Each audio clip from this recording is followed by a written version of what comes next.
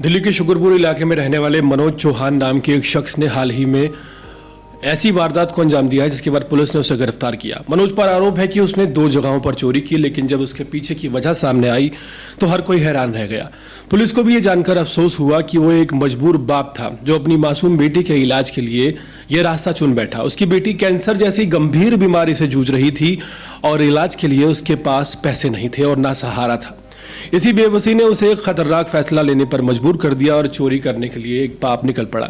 21 मई 2025 को पुलिस को एक चोरी की शिकायत मिली। पीड़ित मनीष कांगड़ा ने बताया कि वो पीतमपुरा की कंपनी में मैनेजर है। 20 मई को शाम को उन्होंने ऑफिस बंद किया था और अगली सुबह जब वो लौटे तो देखा कि ऑफिस का पिछला दरवाजा टूटा हुआ है। अंदर जाने पर पता चला कि ऑफिस से कई कीमती चीजें गायब थी, जैसे कि लैपटॉप, कैमरा, 2 मोबाइल फोन, नगदी, ATM कार्ड और यहाँ तक कि एक छोटा सा पूजा मंदिर और स्टेशनरी भी चोरी कर ली गई थी। थाना सुभाष पैलेस की पुलिस तुरंत हरकत में आई। एक टीम बनाई गई जिसमें SHO महेश कुमार कसाना, मुख्य सिपाही मनोज कुमार, प्रमोद कुमार और सिपाही नरेश कुमार शामिल किए गए। इस टीम ने इलाके के CCTV फुटेज खंगाले, लोगों से पूछताछ की और लगातार छानबीन करते रहे। आखिरकार शकरपुर के E ब्लॉक में एक संदिग्ध तक पुलिस पहुंची और उसे हिरासत में ले लिया गया। गिरफ्तारी के बाद जब पुलिस ने उससे पूछताछ की तो उसने जो बताया उसने पुलिस वालों को भी सोचने पर मजबूर कर दिया। आरोपी का नाम मनोज चौहान है, उम्र 39 साल है, जो उत्तर प्रदेश के चंदौली जिले का रहने वाला है और फिलहाल राजधानी दिल्ली में रह रहा था। उसने बताया कि उसकी छोटी बेटी को कैंसर है और इलाज के लिए लाखों रुपए चाहिए। घर में आमदनी का कोई जरिया नहीं था, कर्ज भी नहीं मिल रहा था, किसी रिश्तेदार ने भी मदद नहीं की। ऐसे में वो पूरी तरह से टूट गया। जल्दी पैसे जुटाने के लिए गलत रास्ते पर चल पड़ा। उसने कबूल किया कि उसकी ये पहली चोरी थी और इससे पहले उसने कभी किसी तरह का कोई जुर्म नहीं किया है। मनोज की गिरफ्तारी के बाद पुलिस ने उसके पास से चोरी का पूरा सामान बरामद कर लिया है। 4,500 रुपए नगद, एक लैपटॉप, चार्जर सहित एक कैमरा, 2 आईफोन, 5 ATM कार्ड, एक पूजा का मंदिर और स्टेशनरी से भरा बैग, ये सारी चीजें जब्त कर ली गई है।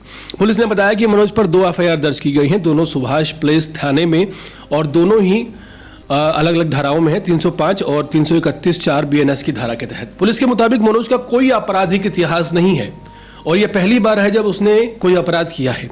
फिलहाल उससे और पूछताछ की जा रही है ताकि पता लगाया जा सके कि वो किसी और चोरी में शामिल तो नहीं रहा है।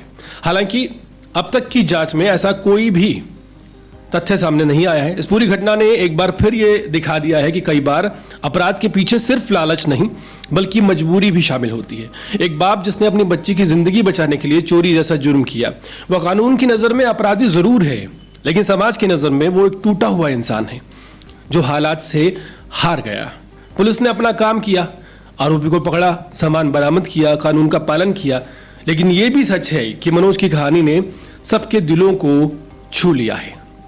अब ये देखना बाकी है कि अदालत मनोज को क्या सजा देती है और क्या उसकी बेटी को इलाज मिल पाता है या नहीं। लेकिन इतना जरूर है कि यह मामला उन हजारों मजबूर परिवारों की आवाज बन गया है जो इलाज और जिंदगी के बीच झूल रहे हैं, फंसे हुए हैं। इस पूरे मामले का सबसे बड़ा सबक यही है कि अपराध सिर्फ अपराध नहीं होता, कई बार वो किसी की बहुत बड़ी मजबूरी होता है, लाचारी और दर्द की आखिरी चीख होता है। मनोज चौहान ने कानून तोड़ा, लेकिन उसकी मंशा किसी को नुकसान पहुंचाने की नहीं थी बल्कि अपनी बेटी की जान बचाने की थी। ये कोई बहाना नहीं है, लेकिन एक सच्चाई जरूर है जिसे नजरअंदाज बिल्कुल नहीं किया जा सकता।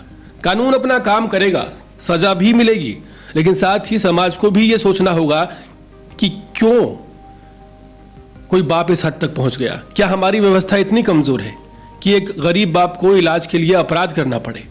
यह घटना एक चेतावनी है सरकार, समाज और हम सब के लिए। हमें ऐसी व्यवस्थाएं बनानी होंगी जहां जरूरतमंदों को वक्त पर इलाज मिल सके, ताकि कोई और मनोज अपनी बेटी को बचाने के लिए कानून तोड़ने की बजाय उसके साथ जीने की उम्मीद करे। पूरे मामले पर आपकी राय क्या है कमेंट सेक्शन में जरूर बताएं और इसी तरह की अपडेट्स रहने के लिए देखते रहिए अर्पण न्यूज़। बहुत बहुत शुक्रिया।